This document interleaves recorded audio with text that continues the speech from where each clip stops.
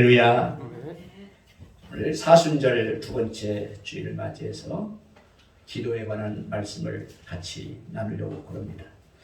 벌써 하루가 지났네요. 어제 결혼식장에서 주리하시는 목사님께서 누가복음과 관계된 마태복음에 있는 말씀, 구하라, 찾으라, 두드리라고 하는 귀한 주례와 같은 말씀을 주셨는데, 우연치 않게 이 말씀과 똑같이 제가 말씀을 몇 주 전부터 준비를 했습니다. 그래서 여러분과 함께 나눌 수 있는 시간입니다. 어제 결혼식에 오신 분들은 굳이 설교를 안 들어도 되는데, 어제 혹시 못 오신 분들은 또 집중하시고요. 같이 한번 은혜를 나눌 때 하나님께서 크신 은총으로 함께하는 시간이 되시기를 바랍니다. 제가 언젠가도 말씀을 드렸던 것 같아요. 요즘 나오는 화이구지 핸드폰은 기능이 다양합니다. 근데 그것을 마치 이지폰처럼 쓰는 사람들이 많습니다. 저도 이지폰보다 조금 나은 수준입니다. 전화 걸고 문자하는 정도로 쓰는 사람들이 굉장히 많죠. 왜 그렇습니까? 기능을 다 몰라서 그렇습니다. 그러나 기능을 다 아는 사람은 핸드폰 하나로 못하는 것이 없습니다.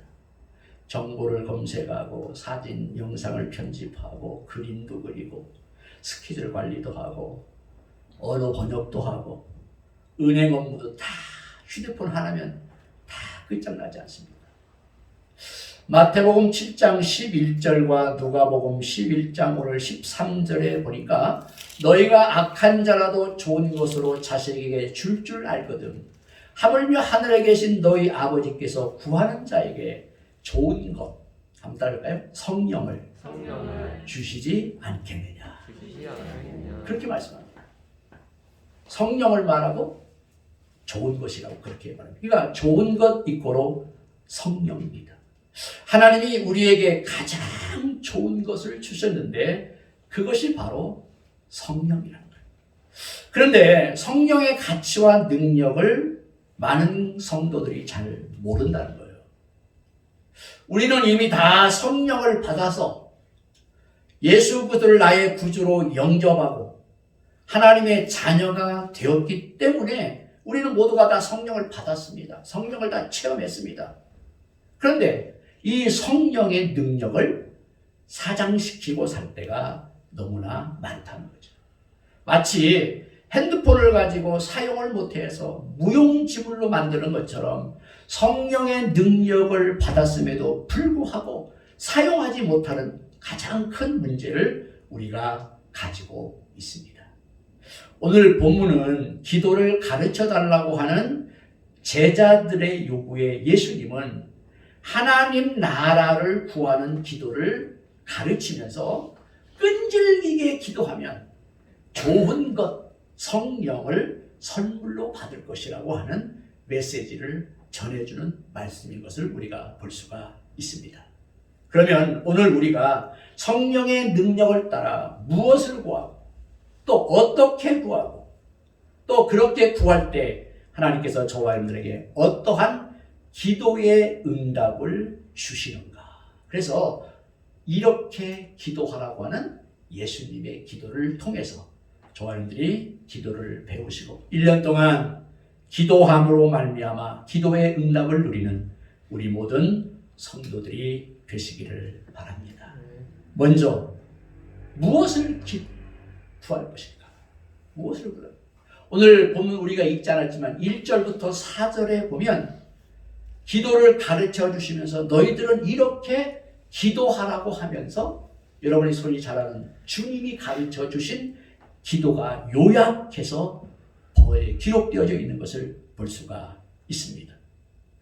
기도를 가르쳐 달라고 하는 예수님의 제자들을 향해서 예수님은 아주 올바른 기도 방법을 가르쳐 주고 있는 것을 봅니다. 여러분 2절을 한번 주목해 보세요.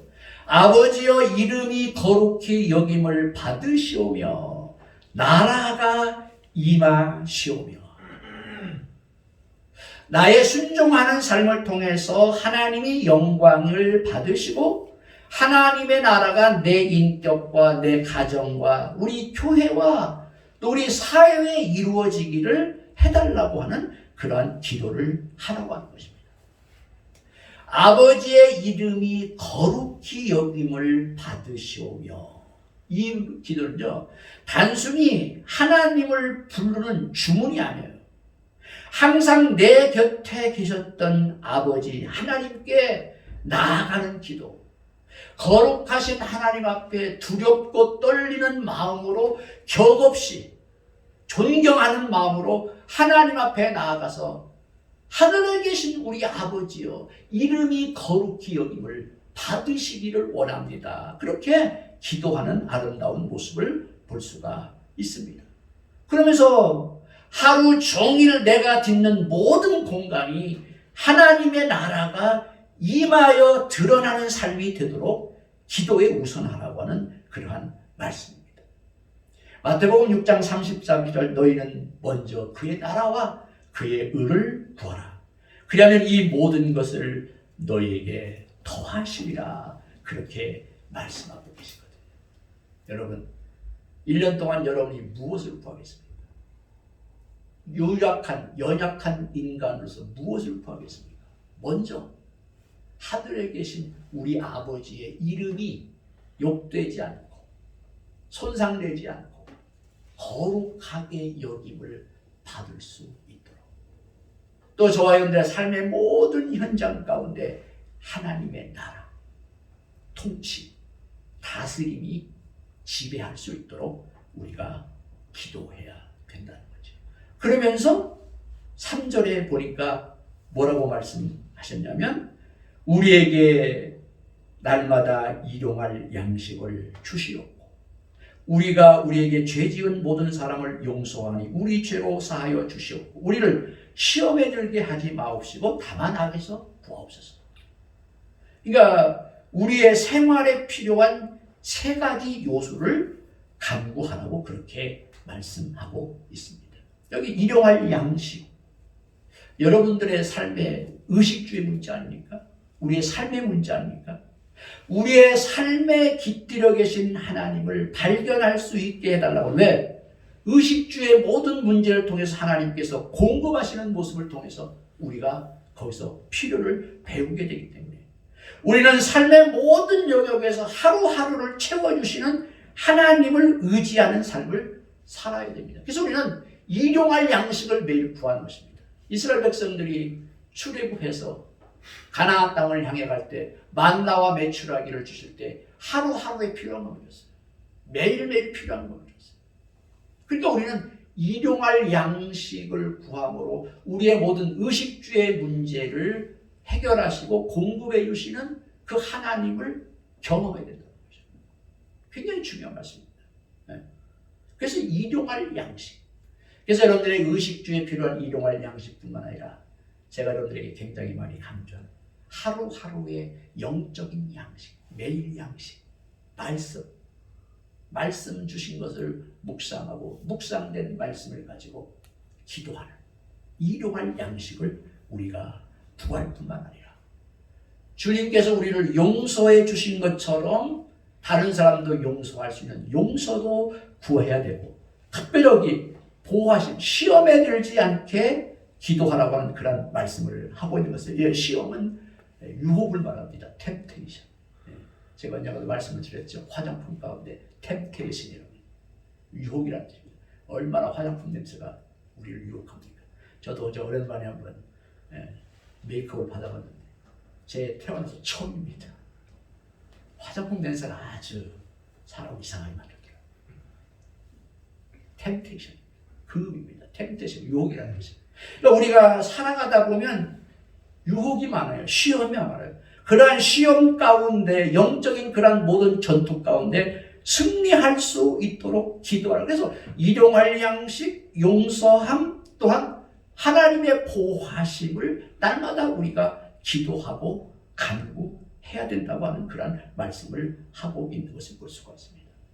기도 없이 사는 것만큼 교만한 것이 없어요.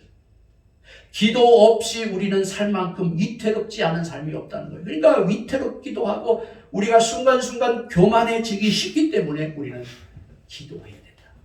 그래서 아버지의 이름이 거룩히 여김을 받고 하나님의 통치와 다스림이 우리의 삶 가운데 날마다 지배하는 가운데 일용할 양식, 용서함, 하나님의 보호하심이 우리의 삶 가운데 계속될 수 있도록 우리는 기도의 컨텐츠 내용이 있어야 된다. 그래서 예수님께서 이렇게 기도하라. 이렇게 기도. 그러면서 2절, 3절 말씀을 하고 있는 것을 볼 수가 있습니다. 제가 며칠 전에 뉴스를 들어보니까 어떤 교수님이 나와가지고 그렇게 얘기를 하더라고요. 지금 우리가 2단계인데 우리 2.5단계 때는 더 심했었고 2단계도 심하지 않은데 똑같은데요. 그분이 그런 얘기를 하더라고요. 5일 이상 집합금지하고 결혼식에는 100명 이하 더 심해지면 50명 이하 이렇게 하잖아요. 사람들을 통제한다는 거죠. 통제. 서울대학교 교수님 그런 말씀하세요. 그러면서 이 방식을 뭐라고 하냐면 단체 기합 방식이에요. 코로나19로 인해 가지고 사람들을 지금 통제하고 있는 거거든요. 정치인들이 은근히 사람들을 지배하고 있어요. 저와 여러분들의 삶의 모든 영역을 지배하고 있어요.